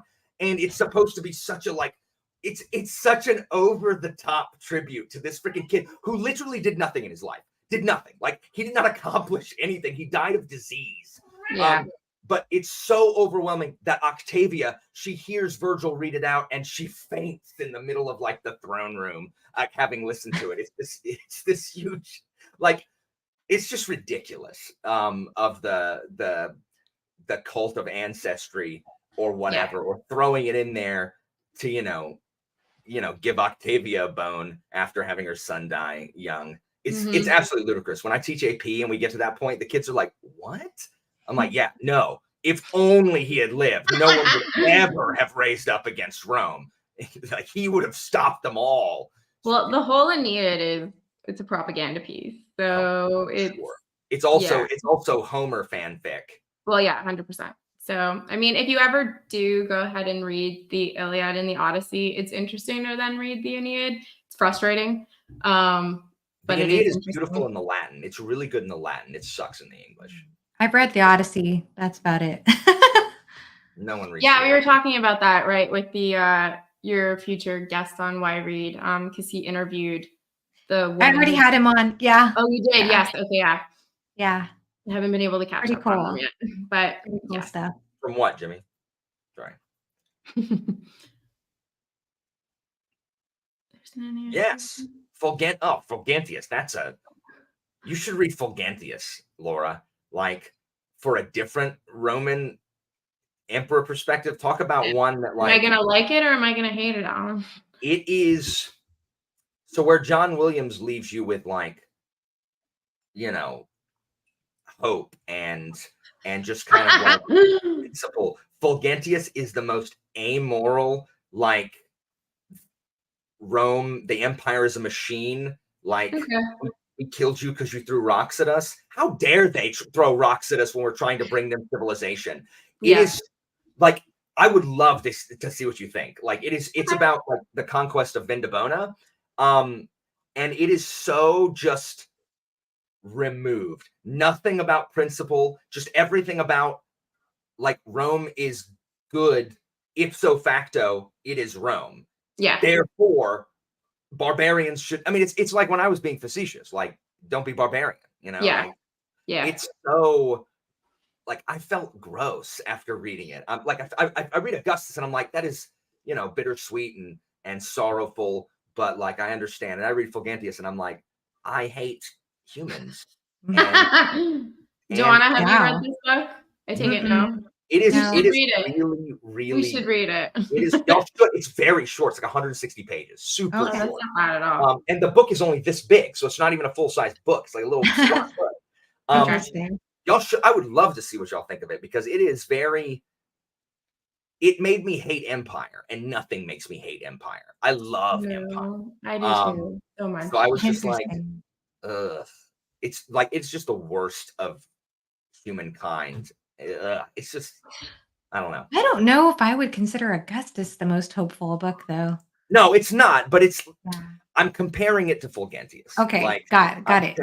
Compared to Fulgentius, Augustus has something good to say about mankind, if not about the people involved in the book. Fulgentius has nothing good to say about mankind. I don't know if it has anything good to say about mankind in general, Augustus. I think it does a good job, though, in showing that humans are complex. It says here, mankind is the aggregate I have found to be brutish, ignorant, and unkind, whether those qualities were covered by the coarse tunic of the peasant or the white and purple toga of a senator. Okay, maybe Williams just hides it better, because I didn't feel dirty after reading Augustus. He says some pretty cynical things about humanity. Mm-hmm. But he says some beautiful things, too, in the same letter, and somehow it works. Yeah. So I can see that. I mean, that's the thing. Like, when I finished this book, It's one of those books that when I read a book that I really like and my husband hasn't read it, I'll sit down next to him and I'm like, when are you going to read that book? Hey, like, you going to read this book? Are you going to read this book so I can talk to you about this book? Because I really like this book. That's kind of how I was with it when I finished it. And I don't know if I've ever reacted that way after reading a historical fiction. Yeah. So I feel like he's really in a league of his own in terms of doing it. And that's not to say that I don't like historical fiction, because I really do. And I just tend to be pickier with You need to read Imperium, Laura. Just the first Cicero book. Just read Imperium. It's so good, especially with your hatred of Cicero. I know, but I would love to see your thoughts because you hate Cicero. I hate him so much. I was kind of surprised too when you all were reading the Cicero trilogy. Alan's Discord was reading Cicero, and everybody's like, "Oh, we love Cicero." I'm like, "But how?" After reading Augustus, the thing is, I didn't like Cicero. I've always been a Caesarian over Cicero, and I read this series, and I was like, "Oh no, I like Cicero and the Old Guard. Am I siding with Hortensius? What is wrong with me? Like." I hate those guys, but Robert Harris did such a good job of just doing what Augustus does here. It complexifies the other side. When you're a Caesarian, the Optimates, the old Optimates, the Old Guard, the conservatives, they're the bad guys. Like they're the ones standing in the way of Caesar and progress. And looking at it from the other side, which is what the Cicero books do, is it's like, okay, I understand the conservatives and the Old Guard a little more. And it portrays Caesar in the absolute, just like government wrecking, society wrecking thing he was doing. Wow. And it's the best portrayal of Pompey I've ever seen, because I've always hated Pompey. And really? Pompey, this escalates like the absolute ineptness of Pompey as a politician is so on display. It's brilliant because Pompey is such an incompetent politician. While being Are you familiar with him, Johanna? Pompey? So Pompey is basically, how do you spell that? I'm sorry. Pompey. He basically is a bit older than Caesar, but he was what Caesar was before Caesar, basically. And then they had a contract because Caesar's daughter Julia was married to Pompey, but she dies in childbirth. And then that's when their rivalry really begins, because Caesar's been in Gaul this whole time and he's gaining quite a following with the people of Rome. And Pompey views that as very threatening to his authority and his position. And that's what starts this civil war between the two of them, which then inadvertently leads to the assassination of Caesar and leads to the rise of Augustus. It's all interconnected. Caesar's rise. Caesar hitched his wagon to the greatest general, which was Pompey. He hitched his wagon to Pompey's rising star. The problem is that Pompey is super conservative, and Caesar is a very liberal general, a very brilliant general. And also, like, they don't stand for the same kind of values. And when they go to war, Pompey just has a way of fighting, and it's not like Caesar is incredibly adaptable on the battlefield. He's a gifted fighter. Yeah. And he just loses. And Pompey also, because Pompey was like backwoods nobility, like he's a new noble family, he is constantly seeking the approval of the older senators. The older senators, and he lets himself get bullied into his greatest defeat. His final defeat by Caesar is he got bullied into attacking too early. Like he was trying to be cautious, and they're screaming at him like, are you a coward? Like, what's wrong with you? Like, are you kidding? We like doubled Caesar's forces, and Caesar was waiting for it, set a trap and crushed him. Go ahead. Oh, Caesar's main rival, and then he dies, and that's how Caesar is able to assume basically the throne. It's interesting too, because we were talking earlier about Octavian assassinating Caesarion, and Caesar ends up in Egypt with Cleopatra because he's chased Pompey there. And the brother of Cleopatra actually has Pompey beheaded and presents that to Caesar. And Caesar's enraged by this. And he teams up with Cleopatra to dethrone her brother. And that's how their relationship starts. And then that leads to the conception of Caesarion. Like, all of these events are so interlinked. Like, it's wild when you look at all of it that goes on, which is why I was saying, like, with this book, there's so many events that you could have written about that he chooses not to, and the fact that he makes it a character-driven story to me is just so good. Because yeah, there's so many events and things that happen that you And could brings say, out so look, many themes too, so many yeah, themes. In so many ways that this book, like I said, I feel can almost be seen as relevant today in some ways, or oh gets you yeah. to question certain themes For sure. today. Mhm. Williams was just good at that with all 3 of his books. Like, Yeah. I'm gonna have Yeah, to he read was. the others. I they're highly recommend yes, yeah. Stoner's my personal favorite.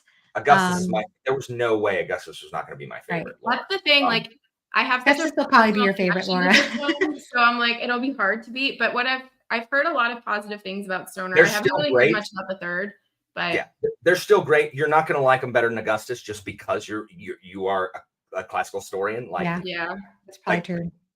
for people like us, it's not possible to not like Augustus. Like, it's just not, because you have Williams's brilliant writing and a topic that is, Yeah, when it's so pertinent to you, and but the others are excellent. They Yeah. are absolutely excellent. John Williams Yeah. is one of my favorite authors. Yeah, same that's here. the thing. Augustus, I Yeah. think well, Augustus won the book award the year it was Mhm. written. So it's National Book Award winner, yes. National Book Award winner. And so it's most famous for that.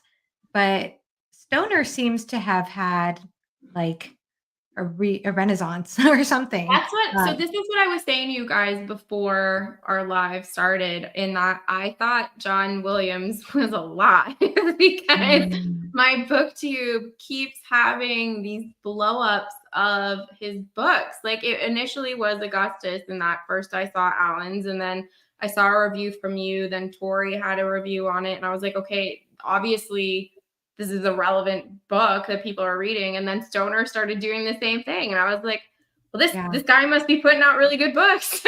My review is actually a combination of Stoner and Augustus. I talked Yeah. about them side by side because I actually see some parallels, especially with the father-daughter relationship between the Yeah. two books.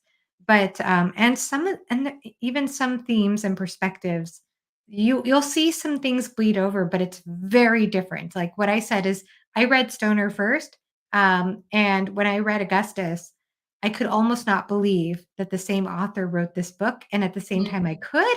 It's Yeah. this strange paradox. And I love when same with Butcher's Crossing too, as far as being a Western. It's a powerful Western. It did terribly when it was published, just horribly. The critics hated it, but it's now considered one of the best Westerns, more of like a critique of the Western genre in a way. I don't love Westerns, so I am interested. I don't either, but I liked it. Yeah. Yeah. It's So more I'll like a have to reaction check it out. to the Western genre being like Okay. a romantic, idealized type of genre. So Sure. it's more of a reactionary piece in a way, if you think of it that way. But I think it's a powerful piece. I actually love that book too. So I'll you'll definitely see have to read parallels between all 3 books, but you also see how much range he has as a writer, looking I at love something. that. I don't know if there's I feel like the only equivalent I have for that probably is Neil Gaiman. Like, I love Yeah. Neil Gaiman. He's one of my favorites, and I feel that you can pick up multiple books of his, and they're Mhm. so different. I was They telling my are. mother-in-law this the other day. I was like, we have children's books by Neil Gaiman for my daughter, and I'm like, he also has middle grade, YA, adult, Mhm. in different genres. I was like, you can pick up multiple books by him and go, the tone is different, but There's his still essence something is Neil there. Gaiman about Neil Gaiman's Yeah. writing. Yeah. Exactly. So I will appreciate that very much if that is the case with Williams in his other books, because I'm gonna have to look at them, I suppose, in addition to this Fulgentius book. And Fulgentius, I got to know what you think about Fulgentius. I don't know if I'll compel myself to read the Cicero. First one, just read Imperium. It's so good. How long is it? It's like less than 350 pages, like a normal size book. Like a normal size book. So it's not a fantasy book, which is always nice. I mean, it's literally like 300 pages. It's good. You should read it. Like, I want to see if you come out without even a little bit of sympathy for our boy Cicero. Johanna, did you read any of that trilogy? I haven't. It's written by No. Tiro. It's written first person also. It's written by Tiro. Okay. No. I think I'm on a little bit of a historical fiction break after Gates of Fire. That book just, it was okay, but I Did was you like, finish it? I did. Did Yeah, you really? I I did. DNF'd it. I did. I I mostly DNF'd did it via audio, though. I went Oh, back it and was forth for physical and audio, but mostly audio. yeah, And it was not great. I think it's like one of those books again where I think it's well written. I think it goes for a certain thing and it accomplishes it, but it just did not emotionally engage me at What does all. it go for? Being boring? 'Cause it seems like I read Well, 100 pages of that I book. think he It was a snooze fest. Which yeah, book is this? I'm sorry. Gates Gates of of Fire. It's Fire. theoretically about the Battle of Thermopylae. Ooh, Theoretically. Yeah, theoretically. I'm I kind of yeah. over that whole thing, honestly. Ah. Like Because anything what to the do with only event that ever happened in Greek history was the Battle of Thermopylae? I know people are really, really keen on reliving that forever. They So, didn't even succeed. They failed. They failed to stop the Persians. Why yeah. is it so impressive? You know what? Why don't we write a story about me failing to film a video every day? That's equally as useful as the Spartans So and the it Greeks didn't of save Thermopylae. democracy? No, they don't That's the save Stephen democracy. Hawking, You know who right? saves democracy? Themistocles. And no one writes about him. Because that's what Stephen Pressfield said. He said, "Without this battle, we wouldn't have democracy today." That is What? bull crap. Without Oh my Themistocles and gosh, no. Solomon, we wouldn't have democracy. I hope I'm saying that right. I thought he said that in his video I'm because sure he he has does. a It's YouTube not like channel. a lot of people give Sorry, the Stephen Spartans Pressfield, too if I much credit misquoted for that you. crap. It's God. the Athenians saved democracy, and under Themistocles, under one guy, one dude saved it. Yeah, no. No, I can't get behind that at all. I mean, like, no. Well, it's one of the and it's interesting to hear that you thought it was boring, Alan, because I was thinking if I knew more of this stuff, and I mean, he gives it to you. He gives you things about the culture, and Way too he much. gives, but it just and I don't know, it just was The problem is interesting, when I but read a not history emotionally book, engaging at all. when I read a history book about that period and it's more interesting than the fiction book I'm reading, there's a problem. Like Mm. there's an issue. It's like my history book does not give me as many Greek terminology things as this book. It's Yeah. like Yeah. bro, let's go. Like if it's about Thermopylae, let's go. Like why do I care about what is happening right now? I did not. Yeah. I did not. I had to DNF it. Like I couldn't do it. I couldn't read I it feel like anymore. he tries to engage I'm sorry, this talk about Augustus, and I don't mind. Go I don't wanna ahead. just rant Oh, it's about fine. another book. I will Uh, say though, if you are interested in terms of reading good history books that are Rome adjacent, not Greek adjacent, Mary Beard is always who I tell people like, please read Mary Beard. She gets into very specific things. Like she has a book on the Roman triumph that is triumphant, one might say. But she is excellent if you want to learn more about I don't know if you can hear my cats. They think it's dinner time. One of them in particular, he's a nightmare, but she's always super, super good. But I find that Greek books, if you like ancient history, you tend to fall into one of two camps. Traditionally, you tend to be more aligned with Egypt and Rome, or you tend to be more aligned with Greece. I find that's been my experience in terms of reading. I have yet to find like Greek historical fiction that I find to be remotely interesting. It's just not my thing. Yeah. My go-tos for nonfiction is Anthony Everett and Goldsworthy. They're good too. I like those guys, and I have SPQR by Mary Beard.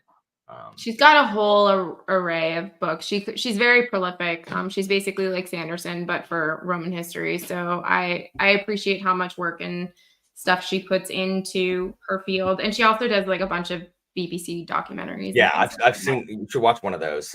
She's a funny lady. She's really funny. There's a great one. It's a 3-part series. I think it's on Amazon now. It's called Meet the Romans that she did several years ago. Yeah, it's very, very good. And if you want to like get into the context of memory and honoring your family and all that kind of stuff, looking at Roman graves and what epitaphs said, she gets into that. And some of them are absolutely hysterical because the Romans were very, very strange with what they thought people should know about them. Yeah, I'm looking at her books right now on Goodreads. It looks like she has a book called Women in Power. It's Madame great. Bosco? It's a novella. It's not long at all, but it's very, very Oh. good. Yeah. Cool. And Alright. she has another one. It's a more modern one called How Do We Look? And it Hmm. talks about how we presented ourselves in Rome, like with dress, appearance, religion, and then she kind of equates it to modernity and how things have carried through and how they haven't. Got it. It's Cool. 9 o'clock. I'm gonna have to shut us down because It's 10 o'clock. It's late. Yeah. It's been a long day for me. this was delightful. Yes, thanks for you guys having me for on. joining. This was very fun. Yeah, thanks for My joining. And categories. everyone here stayed in the chat and talked about this book. Thanks for joining, guys. What a good book. I want to read it again, but I literally just read it. But I kind of want to read it again. Maybe next year. I'm gonna push for my husband to read it, so maybe I'll reread it when he reads I think the brothers Gwynn would really enjoy this book. I've been I trying think to. they would too. They need to read it. I think they would love it. Brothers Wayne, go read it. I'm sorry that Gates of Fire was a miss with me, but you read this one. Yeah. And your husband likes Claudius, so he's good people. it. Does. Loves Claudius. Claudius is so underrated. I love Claudius. He is. We can talk about that in our next nerdy history Anyway, talk. all right. I'm signing off, chat. Bye. Follow Bye, these guys everybody. on. They're in the description. Follow their channels. Thank you. You can for follow my everybody. channel, but you ain't never gonna see no videos. So Just maybe lives. one day.